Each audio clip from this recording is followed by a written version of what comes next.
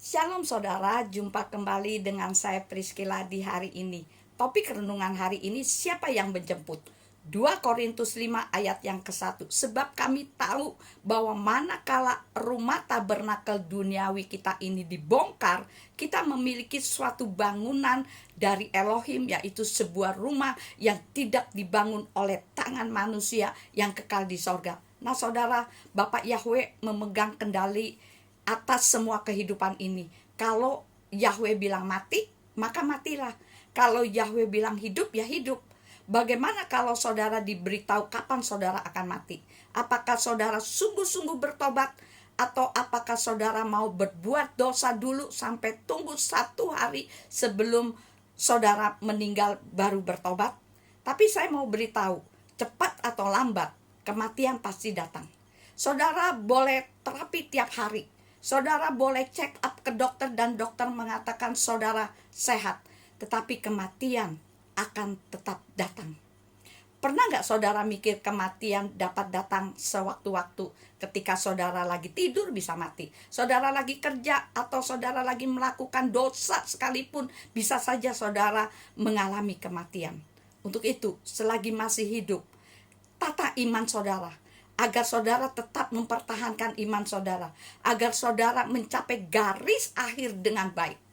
Karena banyak orang mengakhiri suatu pertandingan tidak dengan baik. Start awalnya mungkin bagus, begitu aba-aba 1, 2, 3 bersama-sama larinya kencang, tapi begitu menjelang akhir, tidak semua bisa sampai pada garis akhir. Maka itu saudara, janganlah berbuat dosa. Di akhir zaman ini banyak orang yang ngaku umat Tuhan jatuh dalam dosa dan tidak pernah bisa lepas dari dosa dengan berbagai macam alasan. Takut aibnya disebarlah, karena tidak tahanlah, manusia lemahlah, dan lain sebagainya. Semua itu hanya sebagai pembenaran diri aja. Intinya bebal, tidak mau bertobat. Kalau kita dipanggil Tuhan, suka orang katakan, wah yang datang ke rumah duka banyak loh, yang ngantar ke kuburan banyak loh, berarti orang tersebut baik. Baik menurut Tuhan atau baik menurut manusia.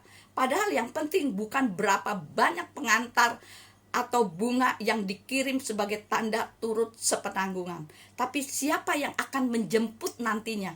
Karena banyak orang bangga, wih waktu dia meninggal, wow kembangnya waduh banyak banget, yang nganter banyak banget. Puji Tuhan, semua nggak salah saudara, tapi jangan bangga dengan yang ngantar. Tapi yang penting siapa yang jemput saudara ketika saudara meninggal.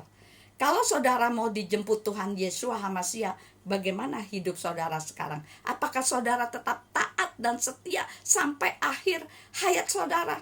Untuk itu saudara, jangan bermain-main dengan kehidupan, dan hanya saudara sendiri yang tahu kapasitas kerohanian saudara.